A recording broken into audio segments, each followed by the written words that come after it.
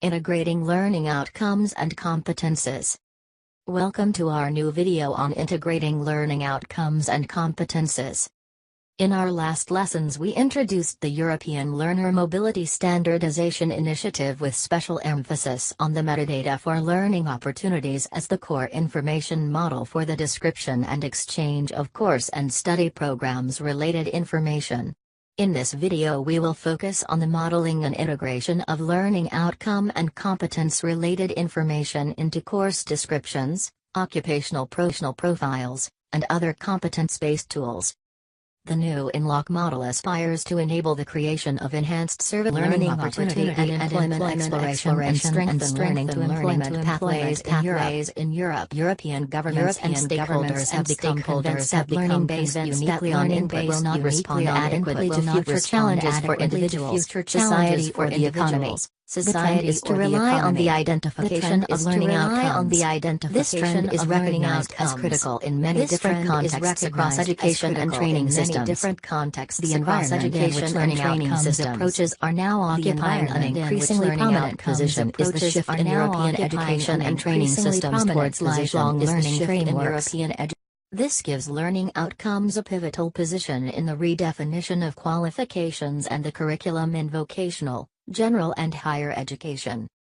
In key respects, learning outcomes form part of an innovative approach to teaching and learning, which some commentators have identified as an integral part of a new learning paradigm.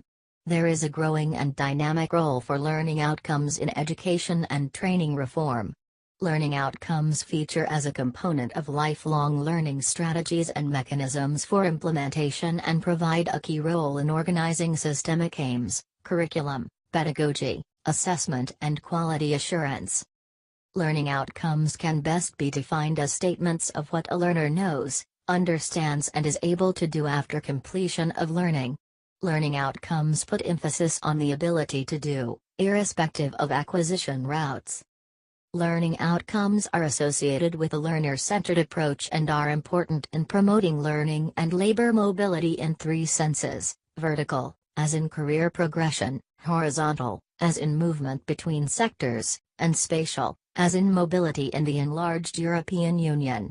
Such a focus also offers potential for integrating formal education and training with informal and experiential development, essential to fulfill the objectives of the lifelong learning strategy, widening access to learning and development and providing ladders for those having had fewer opportunities for formal education and training but having nonetheless developed abilities experientially.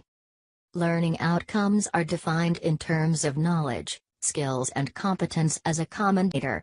Once developed, learning outcomes are usually grouped together to form units, according to one or more common criteria. For example, linguistic, occupational or technical nature, complementary competences, level of learning. Units are then brought together to form whole qualifications. Learning outcomes and competences are leveraged in different contexts and for different purposes. More specifically, in the educational context, learning outcomes are expressed in curricula, modules, course descriptions, educational standards, qualifications and assessment standards. In the labor context, competences are embedded in occupational standards and profiles, job advertisements, performance measurement and appraisal systems and recruiting systems.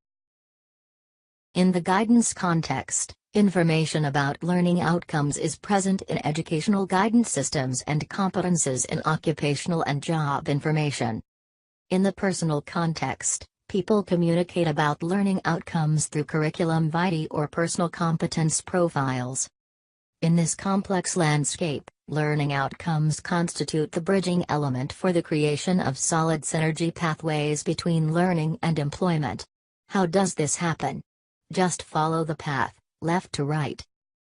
Jobs and functions are described in occupational profiles form the basis for the qualification descriptions.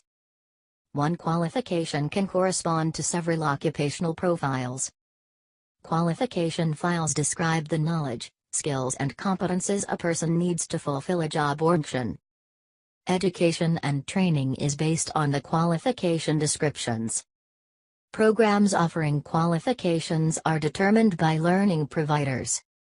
Subject matters offered to learners are laid down in curricula. So, learning outcomes and competences or LOCs are really important tools. But how can they be modeled? First of all, we need to identify the pieces of information required for describing a LOC, and then we need a mechanism to create structures of LOCs and associations to one another. This slide illustrates the entire in-LOC information model, which consists of two main entities: a perception of a learning outcome or competence being modeled as a LOC definition, and a structure that includes several LOCs being modeled as LOC structure. The relationship between LOC definitions is given by LOC associations that are constituent parts of the LOC structure. The LOC definition is modeled as directly containing its own literal properties: a globally unique identifier, title, description, level, credit schemes, topic, and category. It may also have other management information, metadata, associated with it, like owner, create and edit dates, version number, etc. A LOC structure enables the creation of LOC collections and hierarchies. It is likely to have properties of its own. The LOC structure may also have a literal combination rules property that specifies how the LOC definitions included in the structure may be combined. Finally, LOC association represents all possible types of relationship between learning outcomes and competences. Each LOC association has a type, a subject, a scheme, and an object property.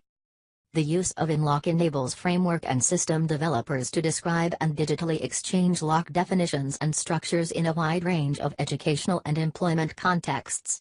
LOCs can, for example, be associated with resources to help teachers find and use them, be added to learner profiles to show they have achieved certain levels of knowledge or skill, be used in job applications or profiles to help job finding and employee management. This slide presents some simple competence definitions expressed in XML language. So, why is in-LOC significant?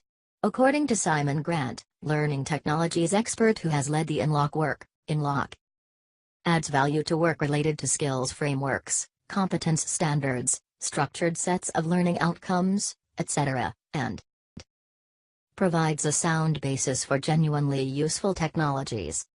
Furthermore, as pointed out by the MOOC project, the more that ability frameworks are agreed and published in formats such as in-LOC, the easier it will be to tag digital learning resources as relevant to learning particular abilities, the easier it will be to recommend resources for particular learning goals, the easier it will be for assessment bodies to collaborate to establish common standards of competence, which employers can then rely on as part of their recruitment process. So, what we have learned today. In-LOC is a technical standard allowing descriptions of learning outcomes and competences to be managed and exchanged. In-LOC enables services that guide people to and through learning into employment. It supports mobility by enabling links to be made between information about a learner's capability, employers' requirements, and intended outcomes of learning opportunities. In-LOC is intended for competence model and framework developers, learning systems providers, recruitment and HR management systems providers, policy makers, assessment and accreditation bodies, curriculum managers. In-LOC has relevance to all sectors of professional and vocational development, training and education, whether in the workplace or in school, vocational or higher education. Hope this was interesting. Let's now move to our last lesson, introducing the Compass information model.